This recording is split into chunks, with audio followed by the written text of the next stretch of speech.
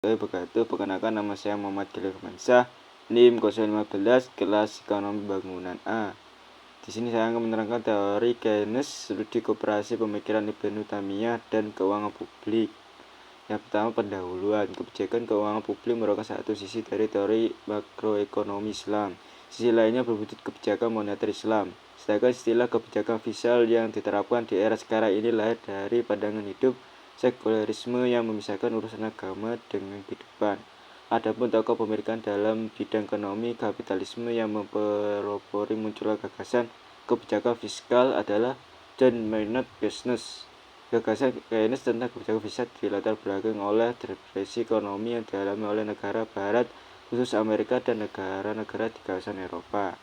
Kedua, pembahasan. Pengertian keuangan publik. Keuangan publik adalah bagian dari ilmu ekonomi yang mempelajari tentang kegiatan-kegiatan pemerintah dalam bidang ekonomi, terutama mengenai penerimaan dan pengeluarannya, beserta dengan pengaruh-pengaruhnya di dalam perekonomian. Suparmoko 2016.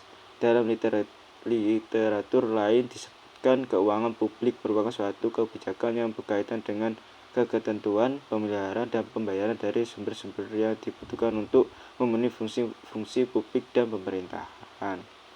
Kedua, sumber-sumber penerimaan negara menurut Ibnu Taimiyah. Menurut Ibnu Taimiyah, sumber penerimaan negara meliputi 3 hal, yaitu ghanimah, sedangkan zakat. Dari Ibnu Taimiyah, pengertian ghanimah rampasan perang ialah harta yang diperoleh dari orang-orang kafir dengan melalui pertempuran. Berikutnya yang dimaksud dengan sedekah menurut Ibnu Taimiyah adalah zakat yang dikenakan atas harta kekayaan tertentu termasuk zakat hasil panen, yaitu 10 yang dipungut dari hasil panen biji-bijian atau buah-buahan. Pos-pos pengeluaran negara menurut Ibnu Taimiyah.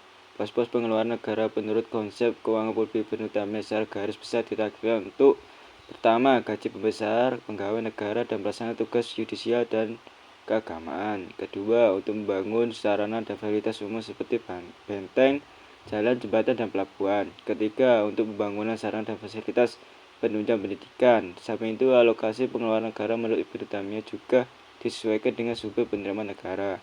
Sumber penerimaan negara yang berupa ghanimah dan zakat. Pos pengeluaran dilakukan secara khusus sesuai ketentuan yang tercantum secara jelas dalam Al-Quran.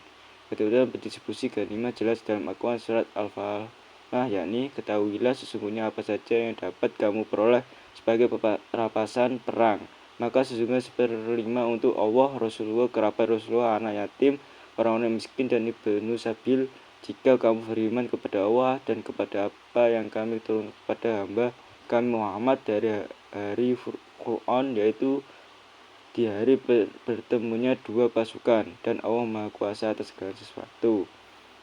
Dan D, konsep kepemilikan menurut Ibnu Taimiyah. Ibnu Taimiyah membagi jenis-jenis hak milik ke dalam 3 kelompok: hak milik individual, hak milik sosial kolektif, dan hak milik negara.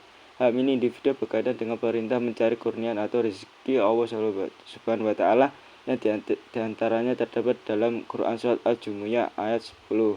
Ayat tersebut mengindikasikan adanya kepemilikan individual dalam Islam. Hal ini menjelaskan setiap individu memiliki hak-hak untuk menikmati hak miliknya, tetapi tidak boleh digunakan secara semena-mena dan berwenang-wenang, serta tidak membuatnya lalai kepada Allah.